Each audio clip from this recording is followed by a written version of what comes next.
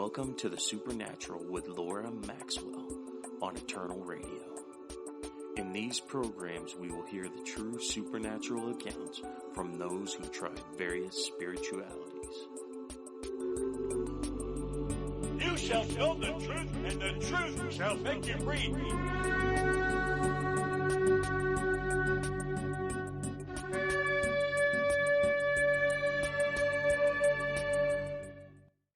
Well, hi guys, good to be back with you again, and this episode will air right through the Christmas season. And you know, whatever Christmas means to you, whether you love it, whether you hate it, I hope you'll listen, because I think we've got a fascinating show. And hey, you know, we all know that Jesus was not born on December 25th, and we know that Christmas has actually, you know, a lot of pagan roots and the whole Santa Claus thing and all of that. But we're not going to go into that. We're going to be a little bit different. And tonight I have a creationist on the show, David Harrison, and he is going to start off the show telling us a little bit about what he believes the Bethlehem star was. And then he's going to talk about other things. This time last Christmas, we had Juby on, the well-known creationist, and David is someone who admires Juby's work. So I think we're going to have a really interesting show tonight, and I'd love to introduce our guest and hopefully interview him too, and that is David Harrison. So hello David, how are you? Hi Laura, doing good. And tell us, where do you live? I am in Fort Collins, Colorado, just north of Denver, in Colorado here, in the middle of America, pretty much. Right there in the middle.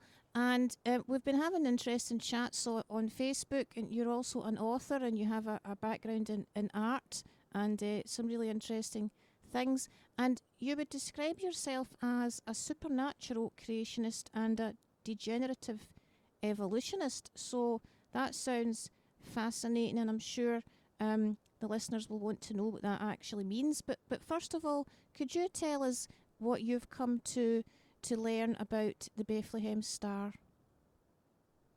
Yes, and I would have to say it's been quite a journey in finding different resources and different things like that.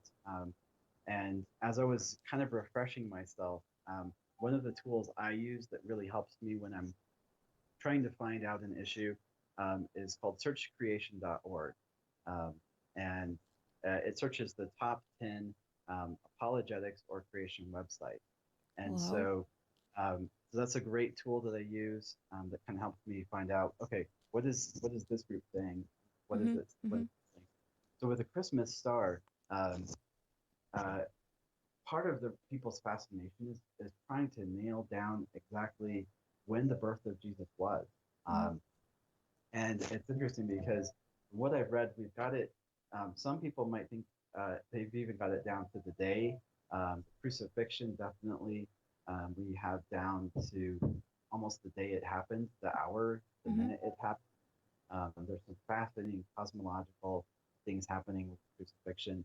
The birth of Jesus is a little bit more challenging. So what date would you say the crucifixion was then? Oh sheesh, I'd have to look that up. Oh, that's okay. Don't worry. Yeah. But that's something. Actually, look that up on searchcreation.org. I bet you have some great resources and stuff. But I know around 1 to 3 BC for the birth of Jesus. Right around there.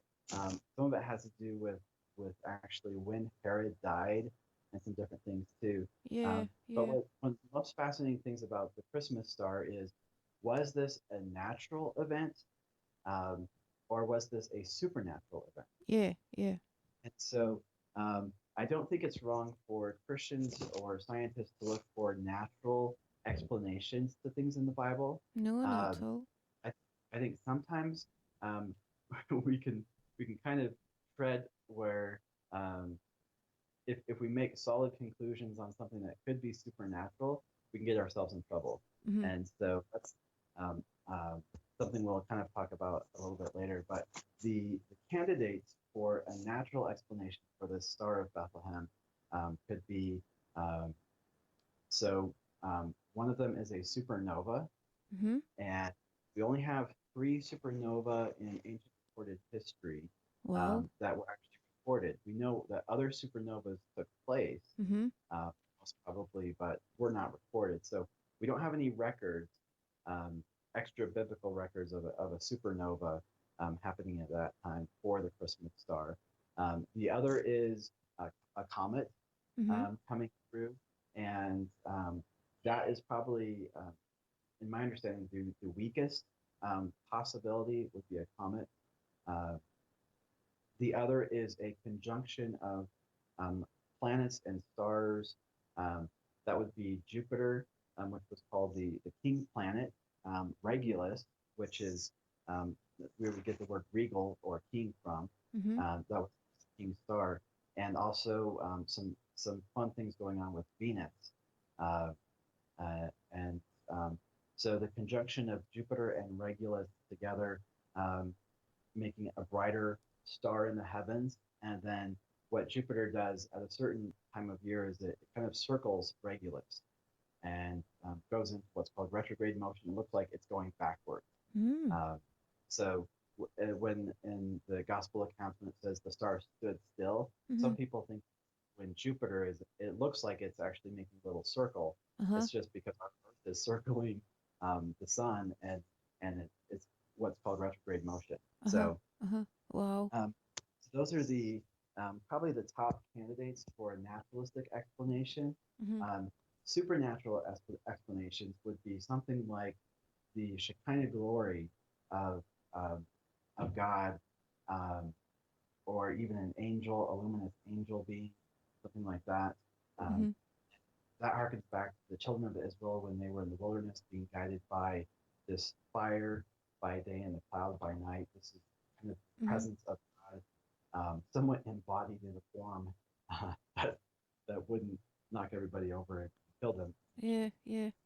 To show them God's presence with them. So some people I came across argue for more of a supernatural kind of a glory of God kind of presence and this way the star acted. So those are kind of the top candidates on both sides. The one I followed for quite a bit was there's a video out called The Star of Bethlehem. And this was a gentleman who just one night looking at the stars, he was in finance, I believe, and he became fascinated with it, decided to research it, got some astronomy programs. And so his running theory is it's the Jupiter and Regulus being in heaven. One article I read from Christian astronomer Jason Lyle says that happens quite a bit. It's not a super rare occurrence. And so he tends to think that may not be Christmas star. So you have people coming from different angles, kind of having their pet theories on some of this. The supernova is probably one of the most promising naturalistic ones. And here in the Gospels, we don't have anywhere that indicates that God specifically spoke or acted supernaturally here. It's fascinating that these magi, these wise men from the east, most probably from the area of Persia, Babylon, most probably were highly influenced by Daniel when he was in the Babylonian captivity. And also Balaam, I read, actually gives a prophetic prophecy about the Messiah coming out of Judah. And so Balaam also was from Moab and Babylon area.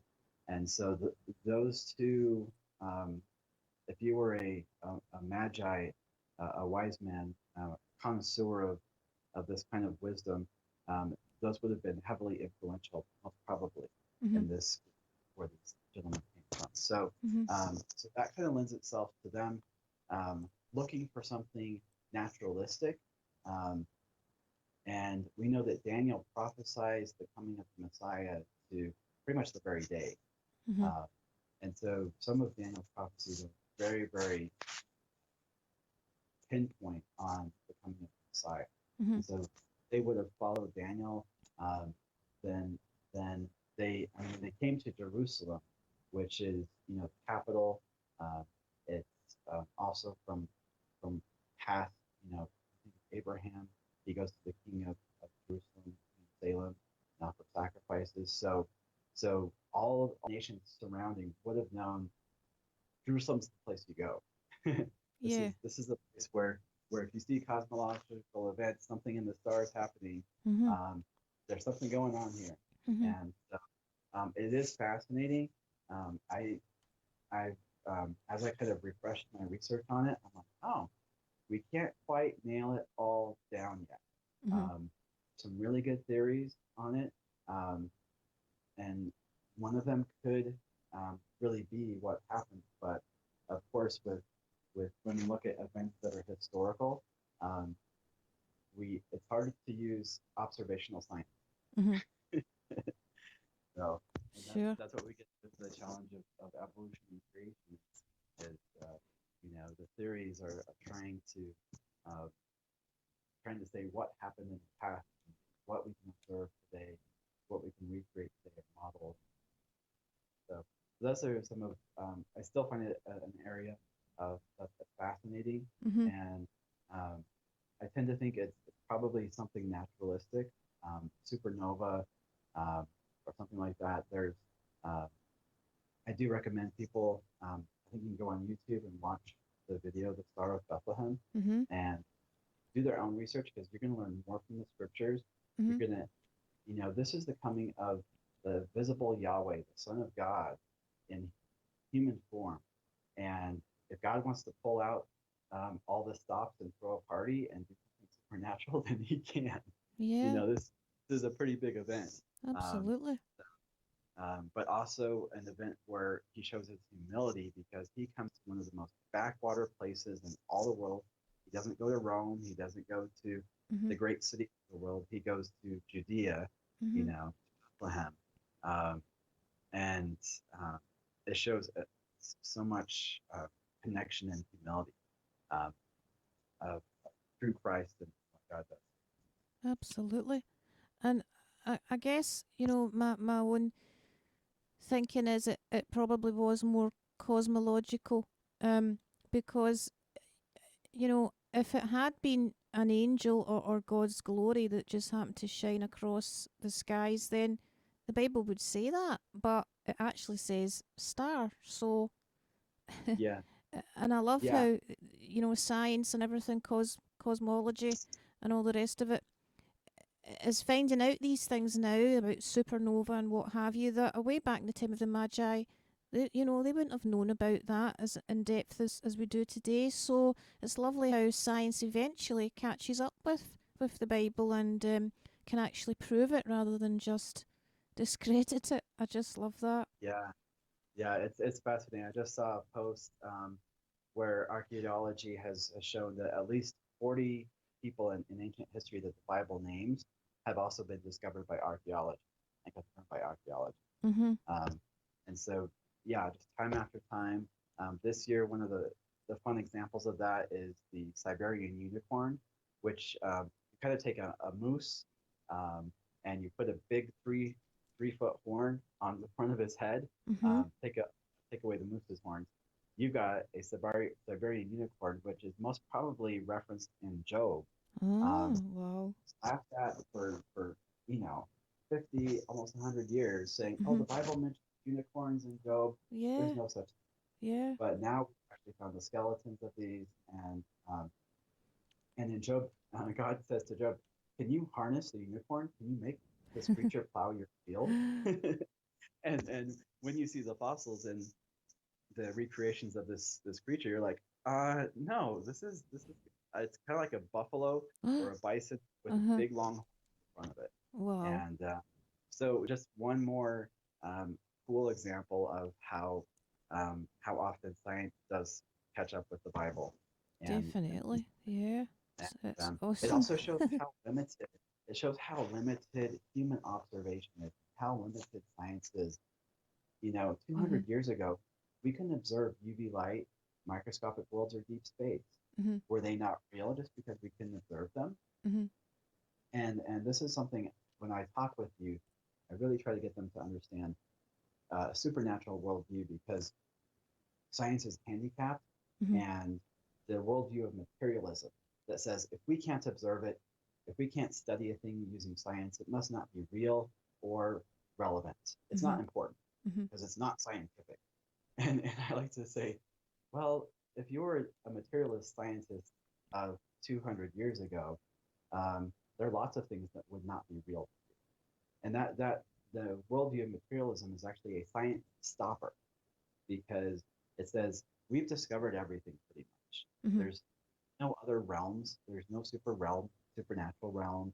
There's no, angels or God or other things like that. And so it tends to be a science stopper, and it's hypocritical, because it's easy to show scientifically how limited and handicapped human science is, because all science is human observation. Yeah, theory, isn't it? They talk about theories all the time, and yet, we're meant to take it all as we fact. act like science is this big, huge thing that can never be overturned. But you talk to the scientists of Pompeii, how fragile was their science when their volcano blew up and wiped them out? All that science, all that learning from Pompeii just wiped away by birth of Earth. And so I believe scientists, creation scientists as well, there's a deep place for humility to say, this is what we know so far.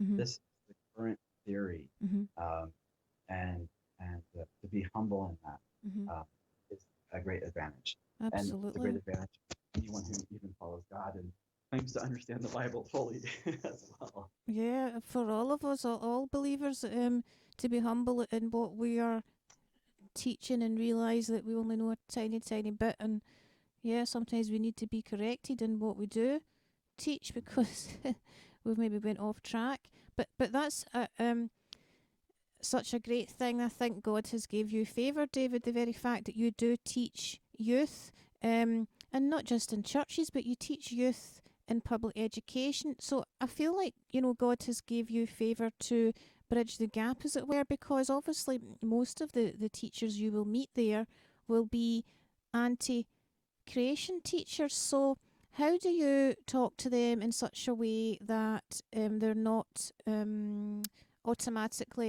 they don't automatically turn off?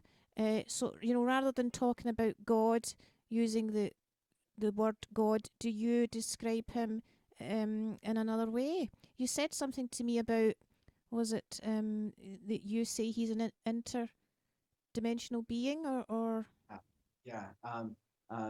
If you want to put God in a more scientific term, you could call him an outer dimensional being. Outer dimensional, yeah.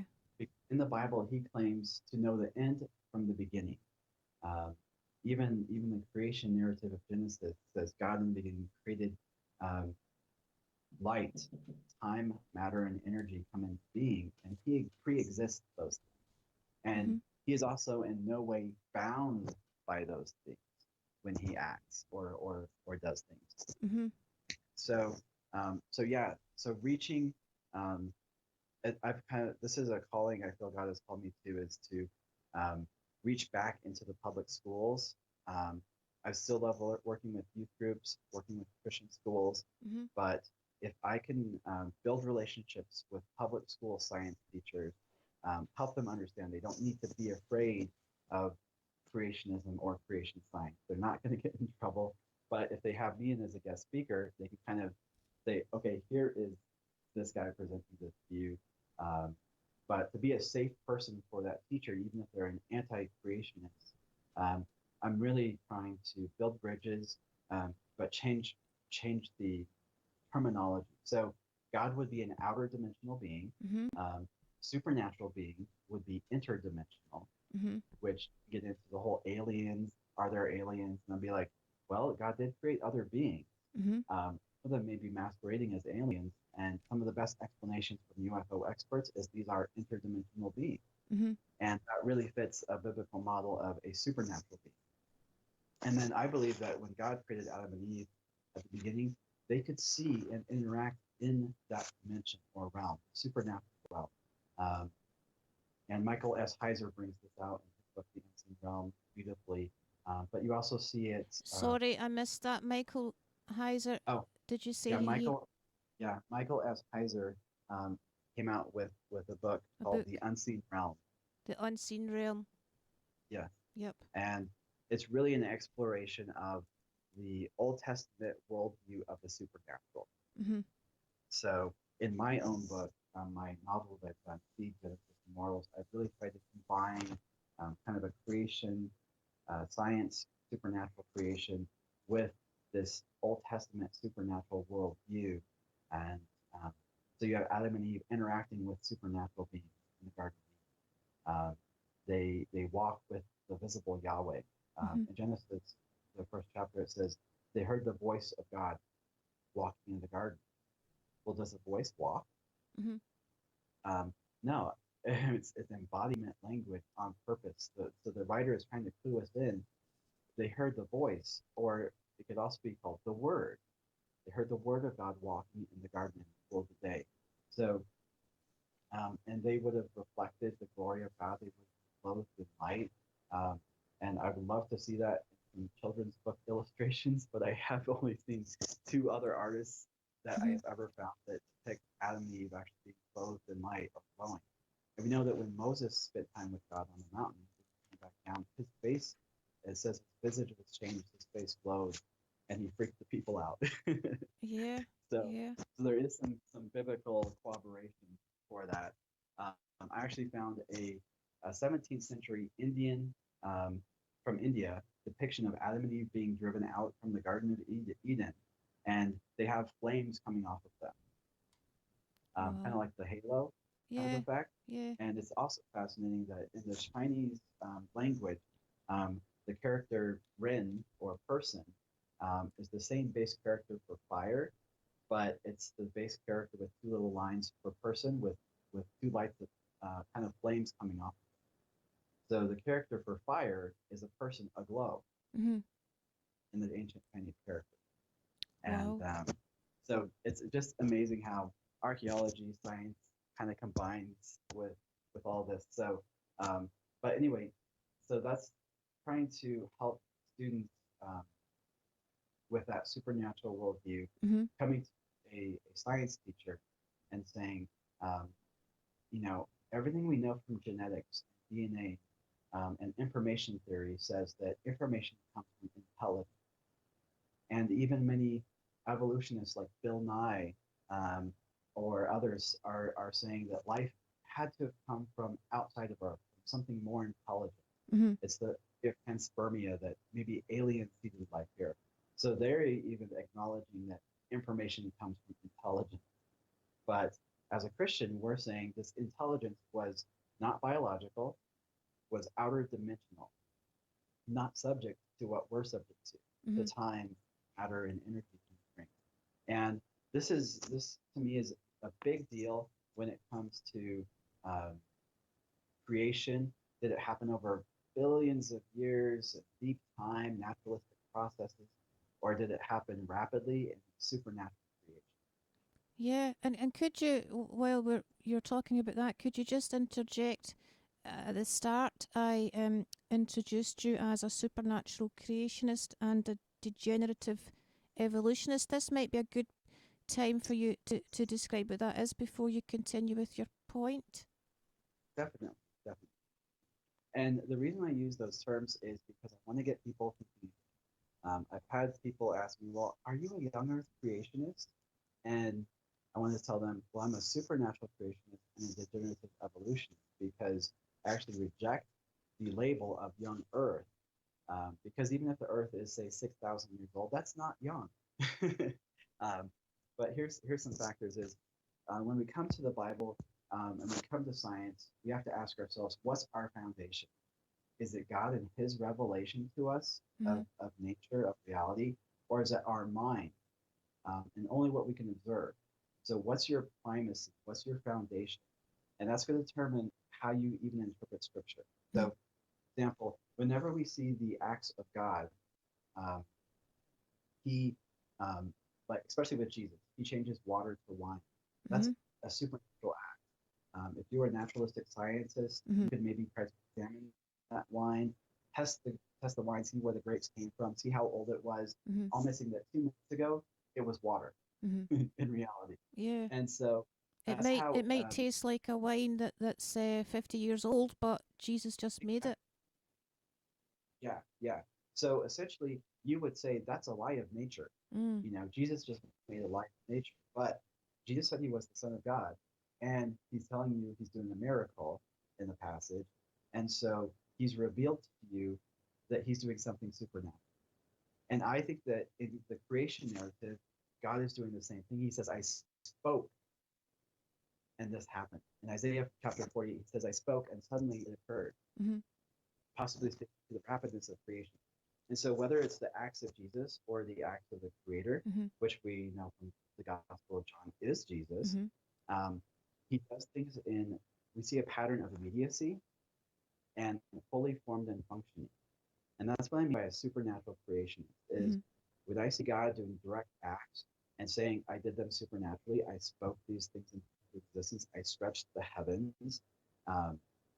He's claiming to do something supernaturally, and he's also told us he's a supernatural being. So he's not lying to us. If we look at the galaxy, or we looked at Adam and Eve on day 2, and they're fully formed, functioning human beings, he's not lying to us because he said how he did it. I'm a supernatural being, and I did it supernaturally. And so I don't want people to get so much hung up on young Earth, old Earth. I want them to be supernatural creation. And a supernatural creationist can say, well, perhaps he took a long time to do that, or perhaps he did it rapidly. Let's see how he said he did it. And then let that dominate what we can observe scientifically. Because a deep timer or a theistic evolutionist will say, well, isn't it a lie of nature when we look at the cosmos and it looks like it took millions and millions and billions of years to form? And if God did it supernaturally, then isn't he lying in the book of nature? And I would come back with saying, well, no, he said he's a supernatural being and he did it supernaturally. So who are you going to trust? Just like with Jesus changing water to wine. Who are you going to trust as your foundation for revelation? It doesn't mean we toss out science or we don't stop exploring. But when it comes to us encountering a supernatural act of God, that should be taken into account. Yeah. If you understand. So that's the part of supernatural creationist. And we talked about how science is handicapped. So already know science is handicapped in that way. We observe all of reality. A degenerative evolutionist. What does that mean? Now, degenerative evolutionists, most evolutionists, if you talk to them, change equals evolution. And so what I like to say, are you a natural progressive evolutionist or just someone who believes there's adaptation? Because if you just say evolution is adaptation, the finch's beak's getting bigger and smaller with Darwin's finches. I agree. If you were to call that evolution, sure, that's evolution.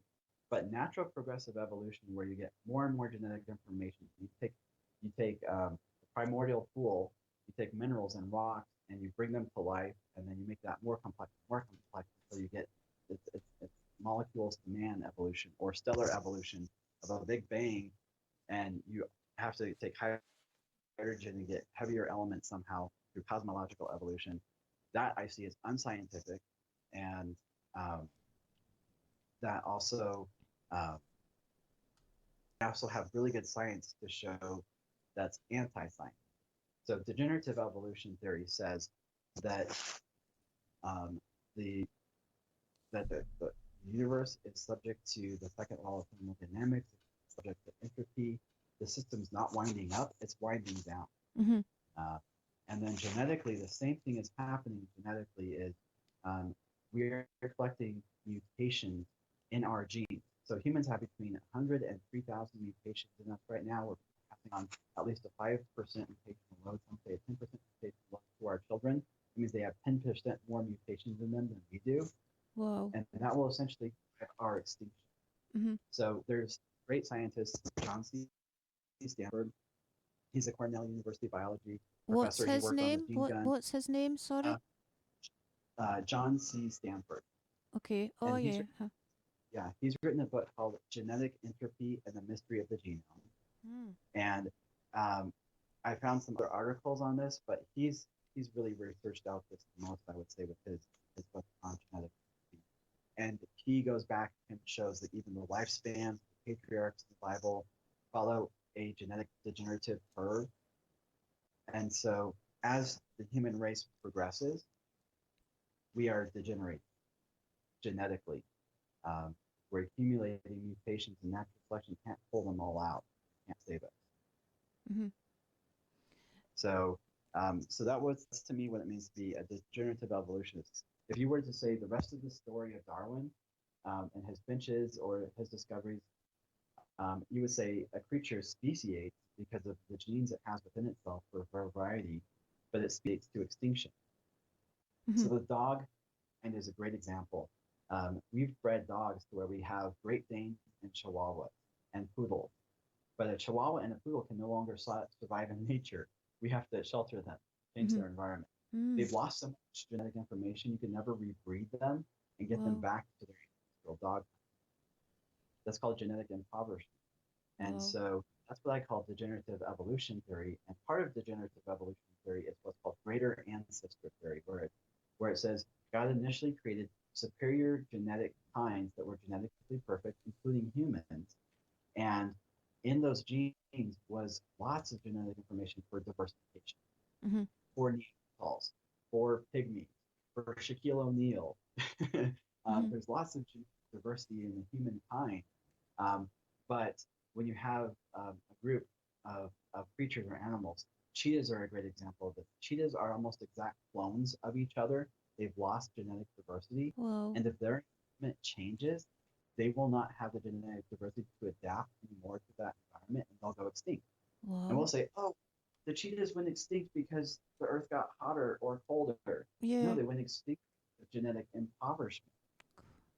And this is actually, there was just an article that came out from creation.com where whales are having issues with their eyesight genetically. It's a mutation, and it could cause their extinction because it's affecting their vision and different things. Oh. And it's actually another evidence for genetic impoverishment causing extinction.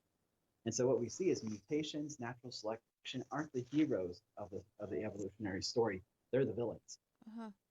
And on my website, originsunited.com, I have a great ebook that listeners can just go on there. It's called it's called Degeneration, the End of Evolutionary Theory.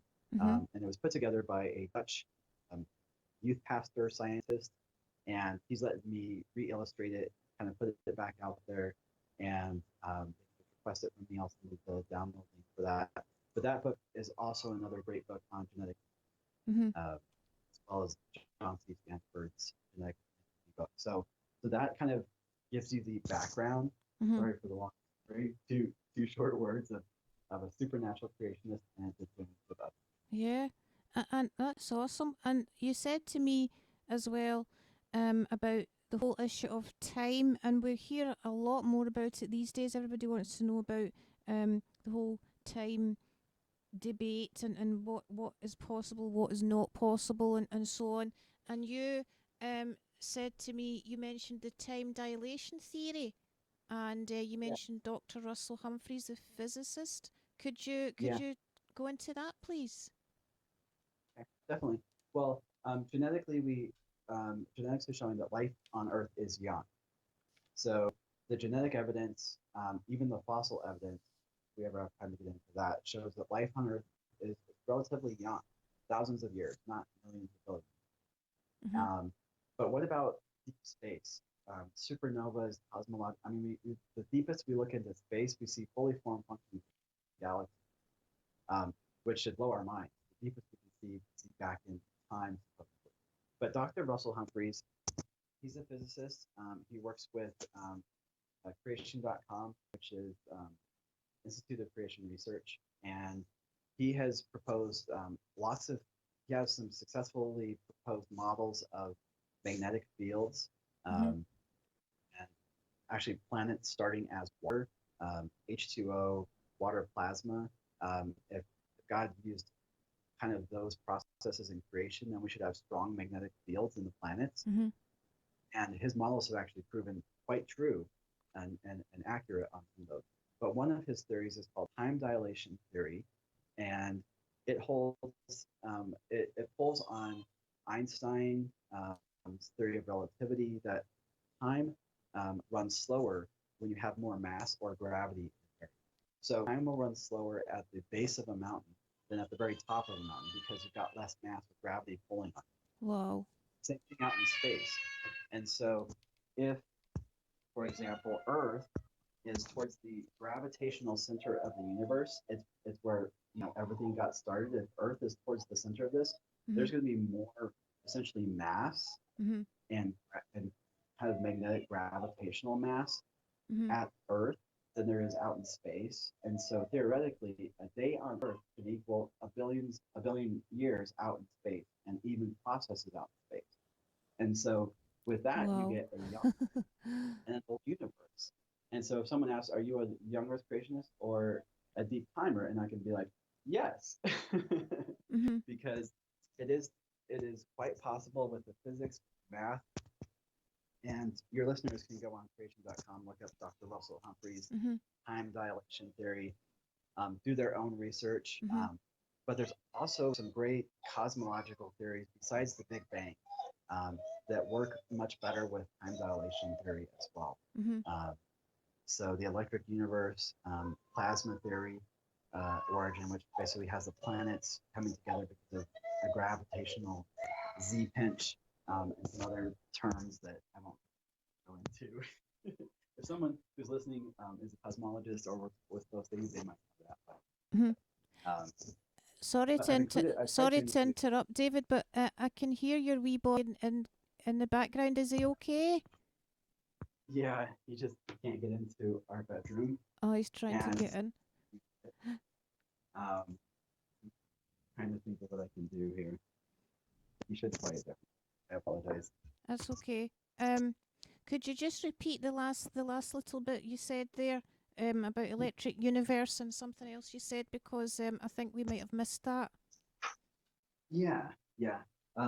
There's some other great theories of origins of the universe, and one of those is called the plasma theory, which one scientist from Australia, Barry Shutterfield, has kind of promoted, and it's based on formation of planets and stars from a gravitational magnetic field that God would have created or spoken into existence, and it happens. Planets form much more fast through this process. Wow.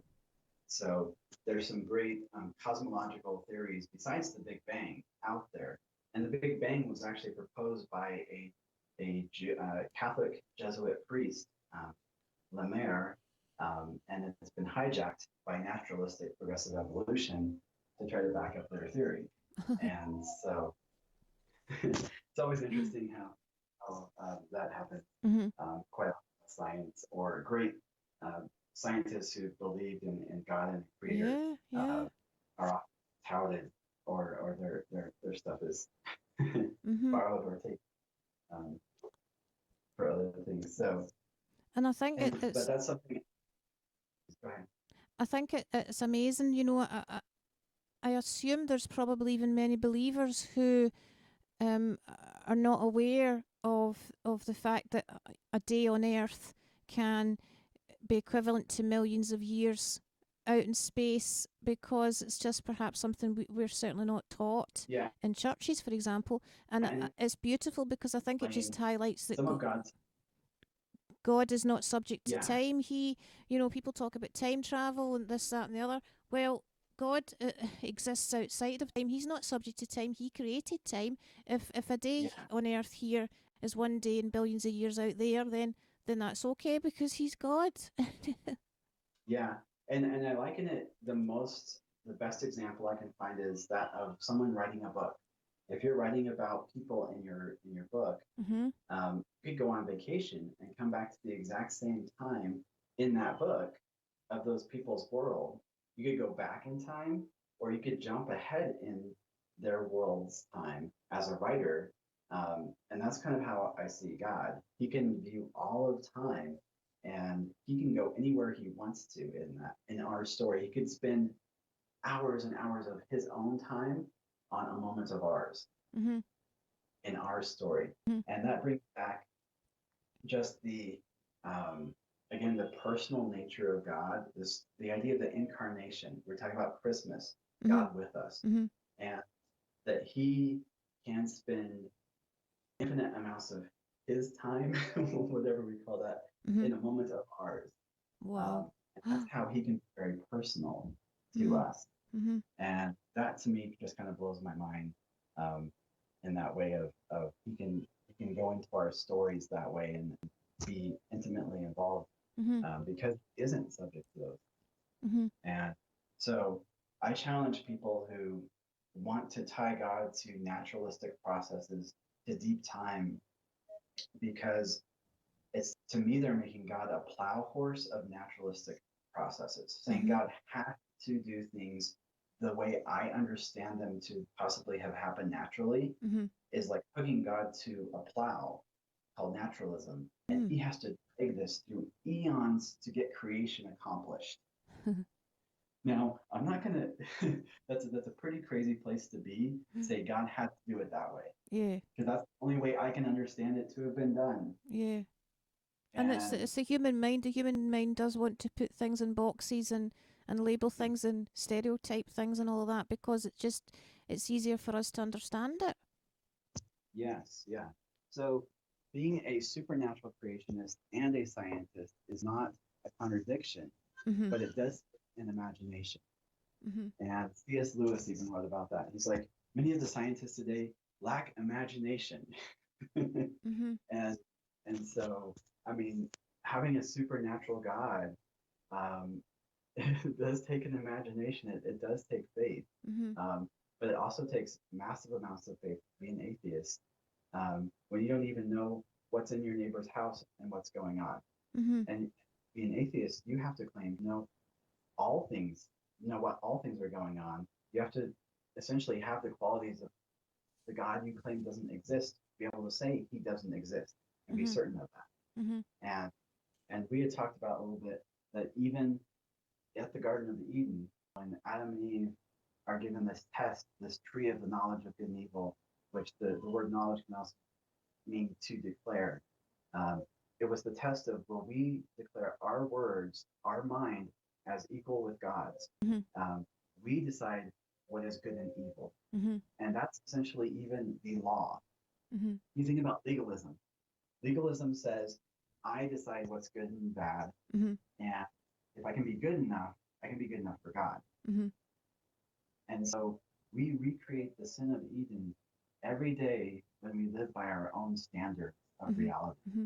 And when I'm talking with someone, I want to get them to come to a place where they say, I'm just really a good person. Because, I mean, I don't want to jump at them at that moment, but inside I'm like, you just committed the sin of Eden. Do you know what you did? You just claimed that your conception, your understanding of right and wrong, of reality is not only equal with God's, but it's greater than God, because you now decide what's right and wrong, what's good and evil. Mm-hmm. Mm-hmm. And you say, oh, that shouldn't offend God. Mm-hmm. Mm-hmm. That's the root of all sin. That's the root of pride, to make our minds the primacy, the foundation of reality. And we've And all so, been there, I guess. We've all been there before we became believers. We thought, I'm quite a good person, and that whole truth being relative, and that your truth's okay for you and my truth's okay for me. All that debate when we do know there are scholars who have shown, wait a minute, the truth actually is absolute, and they have unpacked that whole relativity postmodern yes, idea, yeah. which is amazing and really interesting. It all ties in. So what would Well, you say to atheists? I'll continue what you were going to say, and then I think it's maybe a good point for me to ask, what would you say to atheists who say, well, what if you are wrong, mm, David and Laura? yeah, Please, yeah. please finish your sentence. Sorry for interrupting. Sure, no worries. Yeah, Well, in believing that God is that outer dimensional being, God claims to be the truth, the source of reality and knowledge. And so when Jesus says, I am the way, the truth, and the life, it's not a hollow claim. And he is outside of us. We don't make up truth. And so that is the part of the Christian worldview, is that we have to become subject to truth. We have to submit to truth. We discover it, but it's outside of us. And something when I talk to my atheist friends, if and when they talk to me and I get in a conversation that's productive, I will ask them, well, why do you believe what you believe in opposition to so many other beliefs? Isn't that exclusive? Yeah. Because they want to say, oh, I include all kinds of beliefs. I'm not exclusive. I say, you believe what you believe is the best thing to believe. Otherwise, you wouldn't believe it. And so it's quite a fallacy to say Christianity is exclusive because we claim to have a truth source outside of ourselves. Everyone claims to believe their own truth. And so, yeah, that question, what would I say to an atheist, is, they would say, everything is relative. Well, are you absolutely certain about that? Is that absolute truth that everything is relative? Because then if you say that, that's an absolutist statement in itself. Yeah. And essentially the atheist, it's very simple. They just want to be their own gods.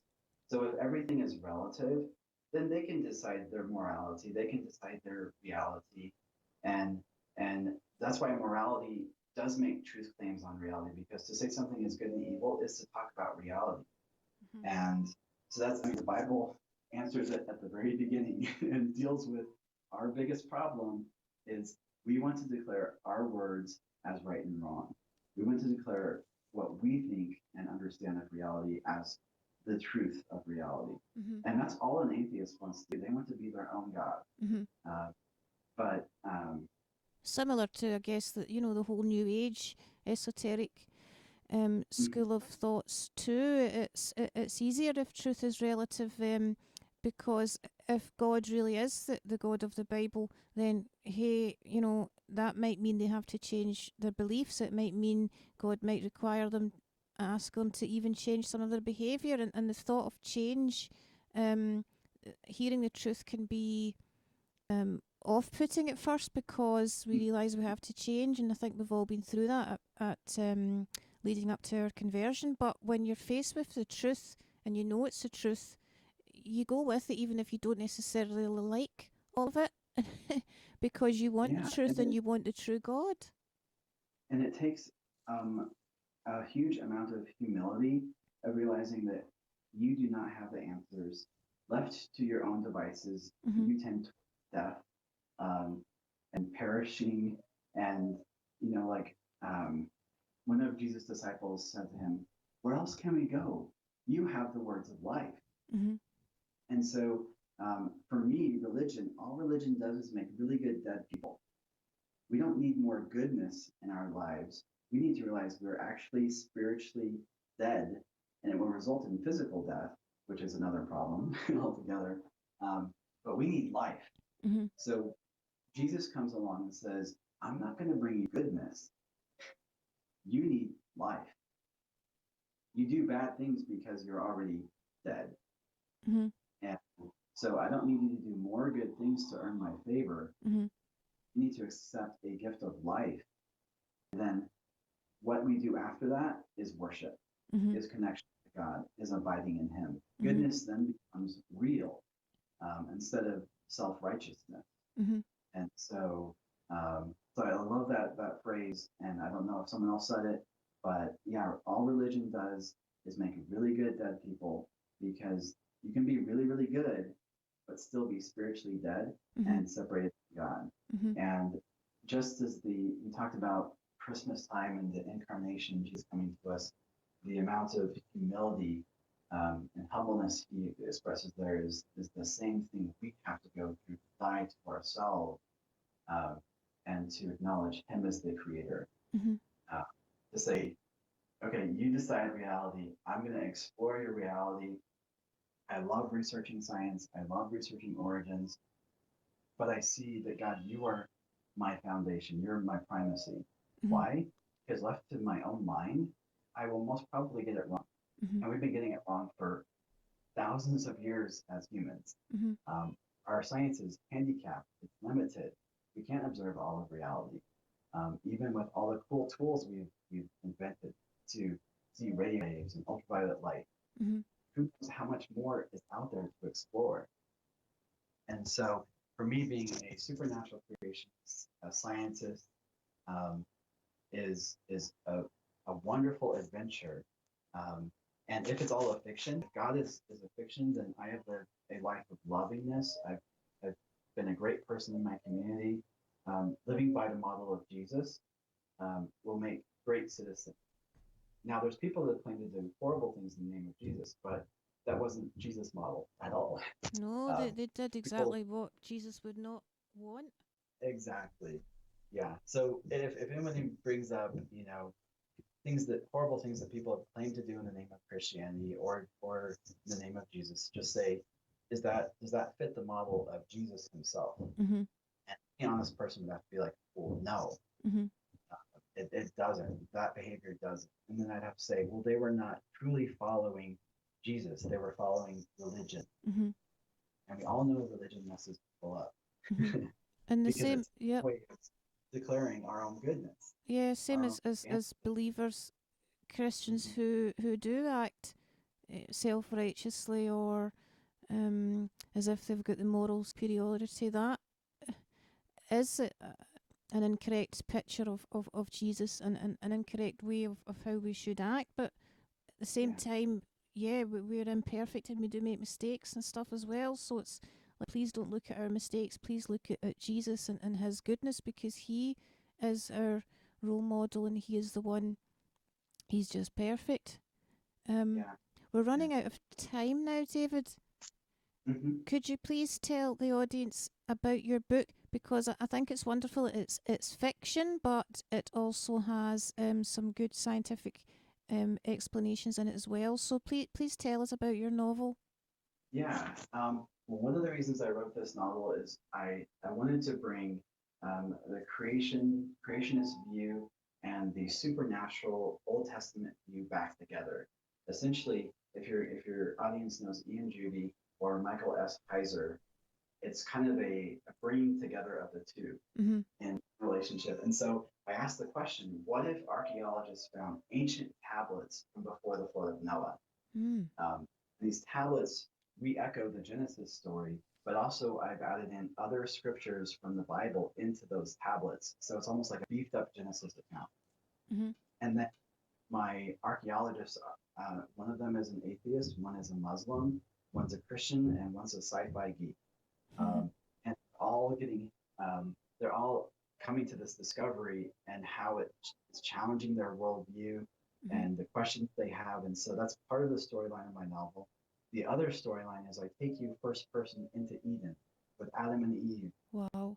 They're interacting with supernatural beings. There's dinosaurs, which is always fun. I talk about the Nakash, the serpent into Eden, and I use Michael S. Heiser's research to show that Eve is talking with a supernatural being who the word Nakash is a triple entendre, but the Hebrew scholars have always understood that she wasn't talking to just a mere animal or a snake. She was interacting with a supernatural being. And the temptation he gives her that if you take a tree of knowledge of declaration of good and evil, you'll be like the gods, the Elohim of God's council in Eden that meet on the mountain of God. Wow, what a temptation.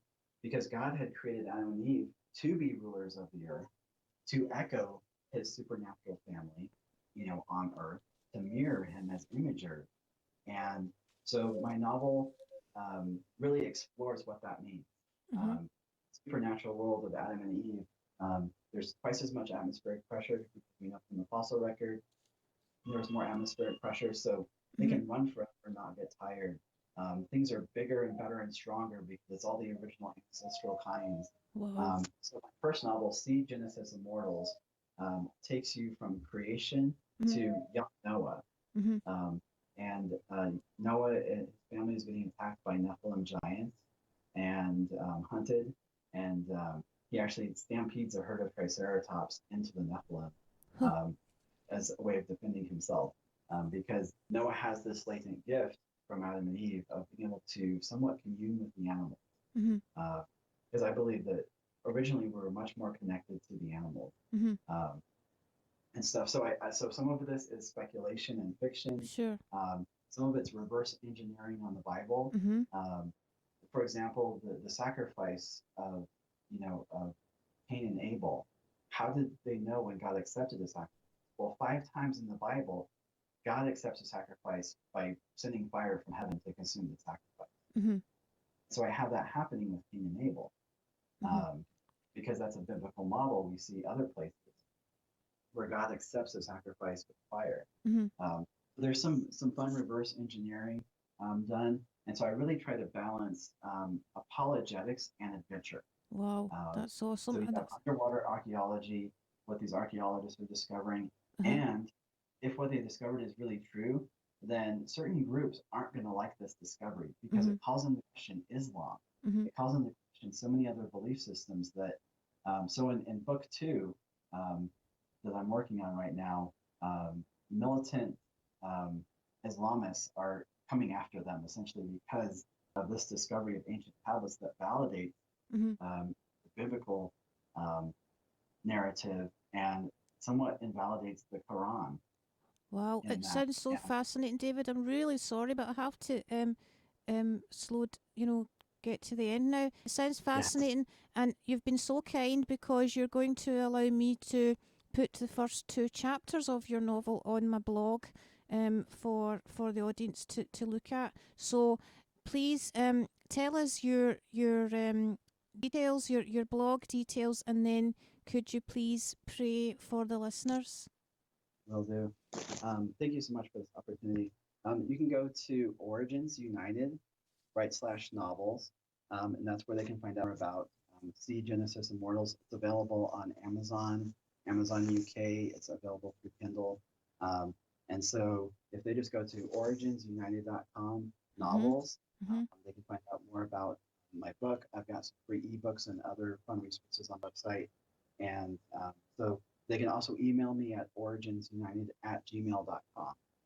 Awesome. And, so I love getting into conversations, answering questions, helping people find great resources that can help them. And so...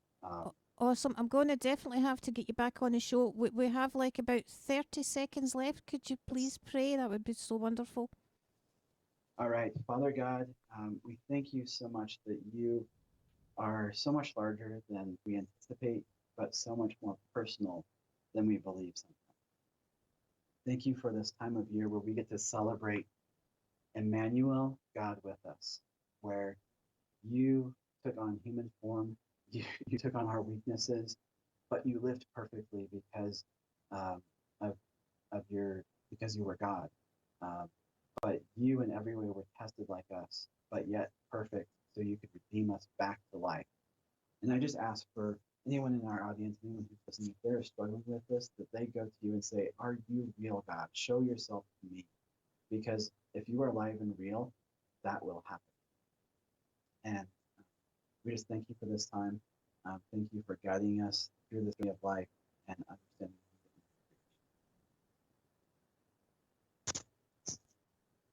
I think David's just got cut off there, but thank you so much for listening, everyone. God bless you, David, and thank you so much. And speak to you again real soon. God bless. Bye bye. Bye bye. Thank you. The preceding program was made possible by kind donations from the listeners to Eternal Radio, for which we are very grateful. It takes a great deal of time and resources to prepare, produce, record, and broadcast our programs to listeners in over 60 countries around the world. Our potential audience is much larger, and Eternal Radio can now be heard all around the world, online, on tablet, on smartphone, and on TV.